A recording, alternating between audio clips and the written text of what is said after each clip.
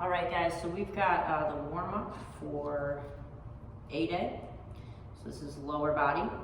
So first thing we're gonna do is supine flow. So you're gonna come down onto the floor. Ankles are underneath the knees here, reaching the arms up to the sky, bringing the fingertips towards each other so you're internally rotating the shoulder. I'm gonna press my butt back so I create space here between my low back and the floor. I should be able to slide my hand underneath for most people, maybe not all, but we want to make sure they're getting into that position. I'm going to pull my ribs down without losing that position of the low back. Okay, trying to kind of protract the shoulders. I'm going to breathe into the back part of the ribs.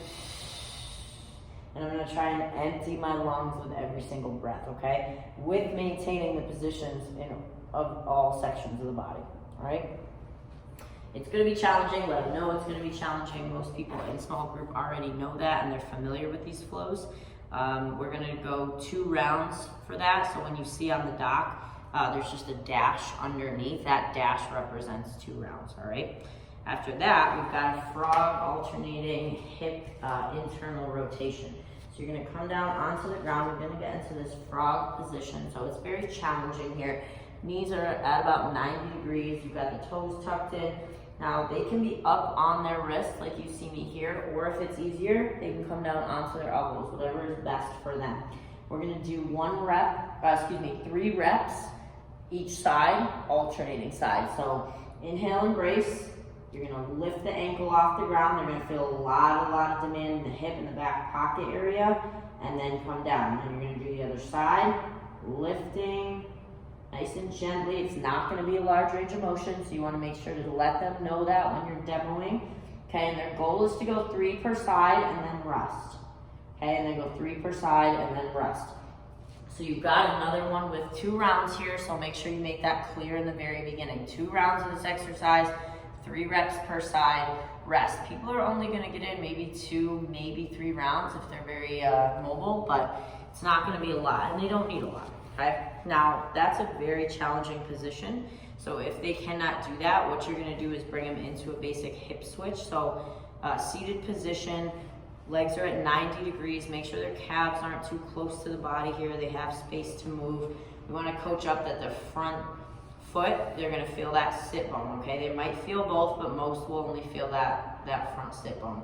From here, arms out, we've got a lot of energy radiating through the body. Abs are nice and tight. I'm leading with the back leg. My heels stay right where they are. Try to get the other sit bone on the ground and make a nice smooth transition. This in itself is already very challenging as well. So if they need to assist, they can just gently bring their fingertips behind them. You don't want them to lean back, but we're just assisting, right, in that switch back and forth. So they'll do the same thing for 2 full rounds, just alternating back and forth, okay? Next up, we have an alternating sprinter lunge extension. So what they're gonna do for this is stand up nice and tall. We're gonna take a big step back, so the opposing arm is gonna come up with them, all right? So now it's my left that's in the front and my right that's with me. When I drive up, I'm gonna switch, extending that back leg into that sprinter lunge position, and I'm gonna extend both limbs. All right, so in tempo, bring it down. All right, but they're gonna alternate sides. Yes, alternate. So they'll drive it back, bring it up, come back to center, drive it back, bring it up, extend. If they need to make it easier, they can bring it back, come up, and then just go lower, so they're not going as high into that sprinter lunge. Okay, and we want to coach up the breath for this one. So as they step back with those opposing limbs, they're inhaling and bracing, coming up and holding that brace, releasing as they extend those limbs. So you want to think, I'm releasing my breath as I press my foot out and extend in the arm, all right? So you're just gonna do that alternating back and forth at a good, steady, but controlled pace. We do not wanna coach them going too fast through that, okay? A lot of balance that they're gonna need, and that's good, because we should be getting them ready.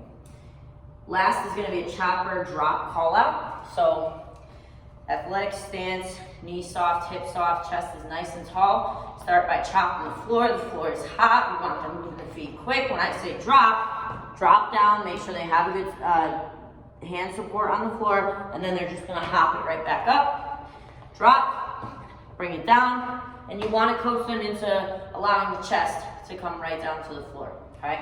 They don't need to do a push-up or add anything to this. It's already gonna be very demanding on the heart rate, and it's gonna get them going really good, okay? If you guys have any questions, let me know.